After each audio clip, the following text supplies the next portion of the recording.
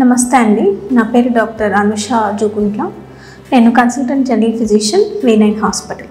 Summer వచ్చేస్తుంది కదా అండి, మరి దాని గురించి తగిన ఏమేమి టిప్స్ తీసుకోవాలనేది డిస్కస్ చేద్దామని అనుకుంటున్నాను.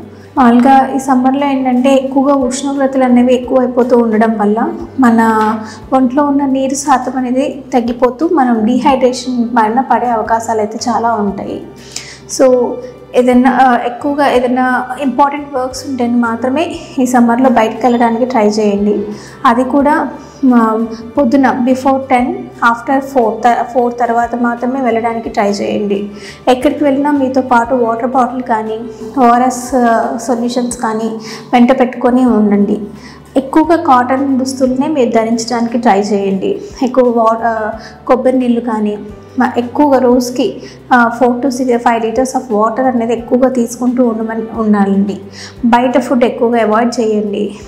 వీలైనంత వరకు ఇంటి ఫుడ్నే ప్రిఫర్ చేయండి. ఇట్లా బయట ఫుడ్ అవాయిడ్ చేయడం వల్ల ఈ టైఫాయిడ్ డయేరియా వీటి బారిన పడకుండా ఉంటారు. వీటి వల్ల ఇంకా ఎక్కువ బాడీ డీహైడ్రేట్ అయ్యే అవకాశాలు అయితే ఉన్నాయి. క్యాప్ అంబ్రిల్లా వీటిని ఇంకా యూజ్ చేయడానికి ట్రై చేయండి. కాటన్ దుస్తుల్ని వేసుకొని ఉండమని కోరుకుంటూ ఈ చిన్న చిన్న టిప్స్ సలహాలతో మీరు పాటిస్తూ ఉండడం అయితే మీ ఇంట్లో ఉన్న తేమ శాతం తగ్గకుండా ఎప్పుడు హైడ్రేటెడ్గా ఉండి ఎటువంటి అనారోగ్య బారిన పడకుండా ఉండడానికి ఆస్కారం అయితే ఉంటుంది. Thank you.